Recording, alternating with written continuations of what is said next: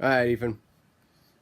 Yay! This is a little bit of my shop. Anyway, so this is my press. Okay, so pretty much you're gonna get the understand. You're gonna understand the layout. Okay, so I have a big table right here, and then that's just. Let's see. I need my finger.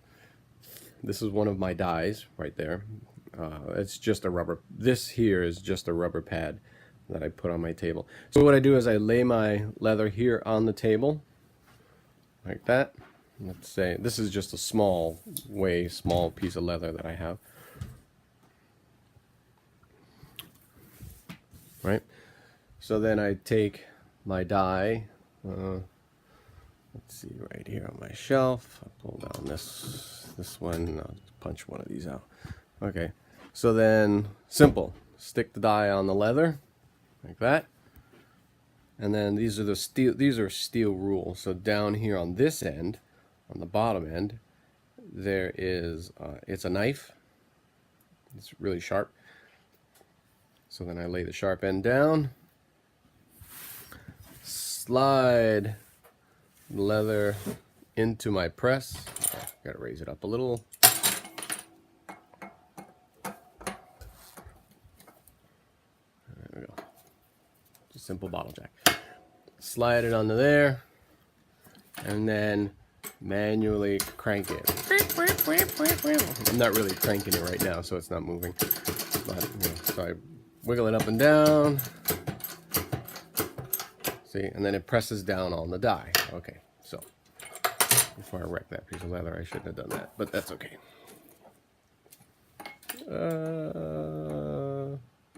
No. Hey, so then, okay, good. So then, right now, on my, clear out some room here. On my setup, so I slide. Okay, hold on. That's for what? Me. Oh. Okay. So I slide the leather on here. Break it down just a little bit more.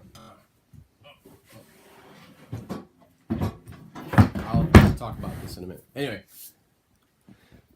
so this is really just a converted auto ball bearing press, that you would find in most auto shops. It was smaller.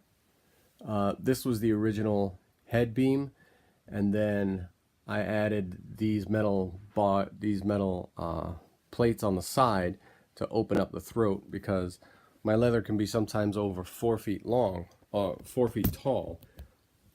Like it could be easily 4 by 8, and right now I opened it up so that way I can get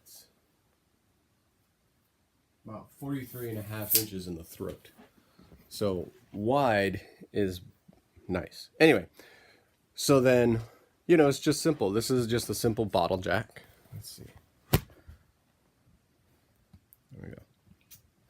It's a simple bottle jack. Let's bring it down some. It just sits there in the middle. See, it's loose because there's no significant pressure on it. There's a little bit of pressure. And then as I pump the bottle jack, it moves this dynamic plate down. It moves this dynamic plate down, and then it just moves it up and down like that.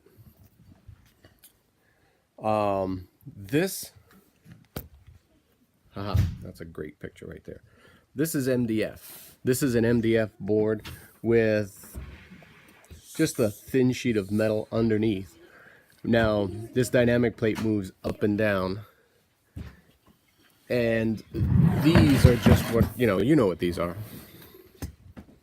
These are the poundo boards, or just like some sort of self-healing board that I would set the die on. So, boys, I'm talking. That would set the I set the die on these, so that way when I punch out my leather, it doesn't screw up the bottom plate. So your setup should be similar, except with a lot more poundage. Right now, this is a 20 ton. Now the problem, move back boys.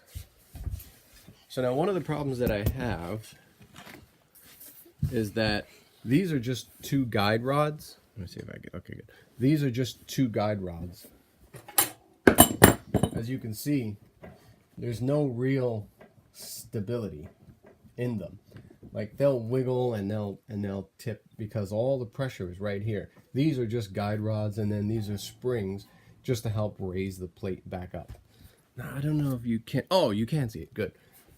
Over time using this, as you can see, this has gotten crushed. And the reason this has gotten crushed is because since there's no pressure on both sides, since these are just guide rods, I can't move anything to the sides. And some of my dies, hold on, I'll show you.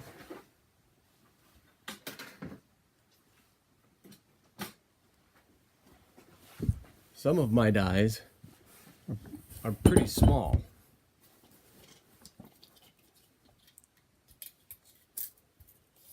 Like,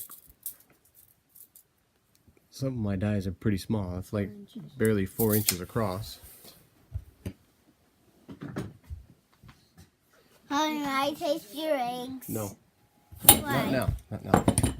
And then some of my dies are much bigger. This is what I use for the shields.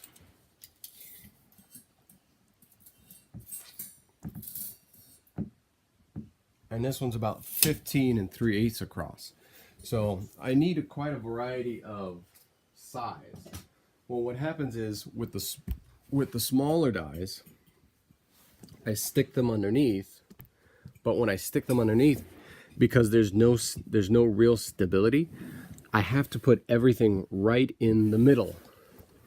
And because everything goes, let's see, I can't get under there. And because everything has to go right in the middle, the center is constantly receiving pressure because, you know, it's small. So then what happens after a while is this.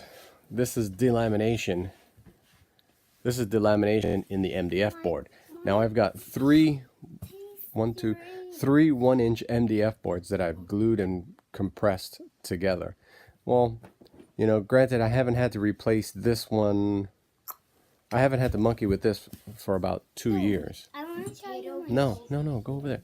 I haven't had to replace this one for 2 years, but it needed to be replaced a long time ago. Now, I could use a piece of plate steel, but then I run into 2 problems.